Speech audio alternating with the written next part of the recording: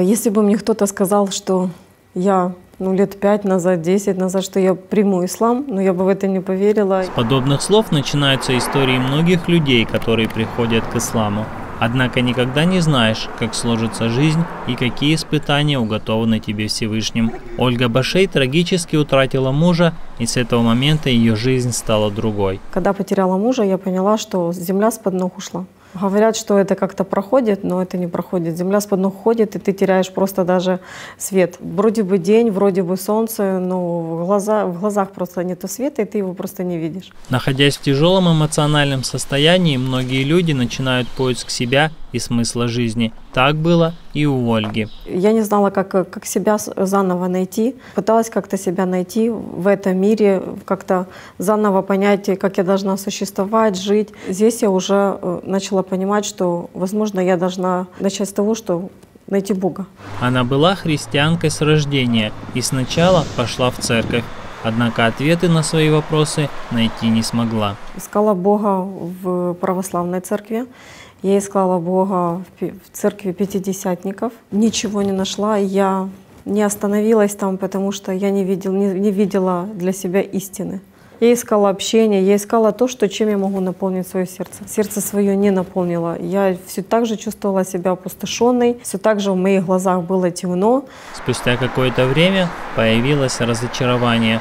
Ольга не могла найти свой путь. После этого наступило разочарование, и я думала, что уже, я где-то в глубине души и сердца я чувствовала, что да, Бог есть, Он существует, но почему разочарование такое, почему я не могу его найти? Однажды она увидела на улице девушек в длинных одеждах. Их головы были покрыты платками. Ольга приняла их за монашек. Я не знала, что это мусульманки. Я так предполагала себе. Я сначала их принимала почему-то за православных, за монашек. В интернет начала искать, кто такие монашки, конфессии, к чему они относятся. Статья «Познай ислам». С этого момента, это был 12-й год, я уже начала почитывать в интернете литературу об исламе. Она много читала об исламе, но в то же время возникало немало вопросов и сомнений. Когда я все это прочитала более подробно, конечно, сомнения были. Я начала еще дальше смотреть, что еще есть. Конечно, потом были видео. Единственное, что меня останавливало, это черная одежда. Не просто черная одежда, монашки тоже в черном. Останавливал никяб, останавливала паранджа. После этого жизнь сложилась так, что Ольга оставила работу нотариуса и стала волонтером-парамедиком. Она помогала доставлять раненых в госпиталь. Именно тогда один из знакомых посоветовал прочесть Коран. Гурин Сергей Геннадьевич, потому что он тоже меня принял за мусульманку, когда увидел меня в Песках. Я ему задавала вопросы, он отвечал, и я увидела, что он знает очень многое, потому что он сказал, что он там работал, в Саудовской Аравии он работал, поэтому он очень много знает об исламе. То, что ты, говорит, видишь картинки, что там ходит, или видео, что там ходит в парандже, говорит, не пугайся. Это все не так. И главное, говорит, если ты возьмешь, прочитаешь Коран, само собой все разложится по пазлу. Она задумалась об этом и однажды получила Коран в подарок. Неожиданно. Я не ожидала в этот день получить Коран. Меня звали просто на презентацию. Приходит человек, и он говорит, что он привез Коран на украинском языке. Однако это произошло позже. Я подошла к Джабраилу, говорю, вы можете подарить мне Коран?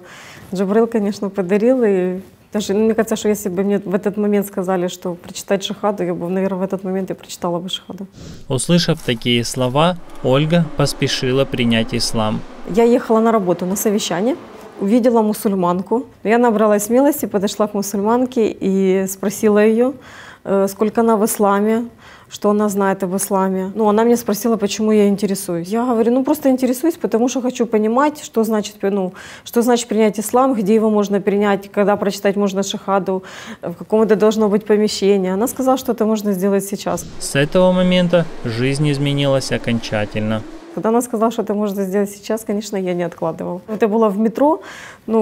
Конечно, место не совсем возможно, но я не хотела терять времени, потому что понимала, что жизнь — это секунда, это минута, и нельзя просто ее отдавать зря.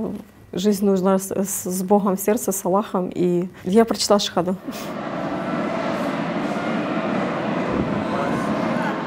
Когда я вот стояла в метро, да, читала шахаду, я в метро такое впечатление, что зажглись дополнительные лампочки. Я поняла уже, что вот свет уже включен. Вот та темнота, которая была, она ушла. И она ушла именно в тот момент, когда я прочитала шахаду.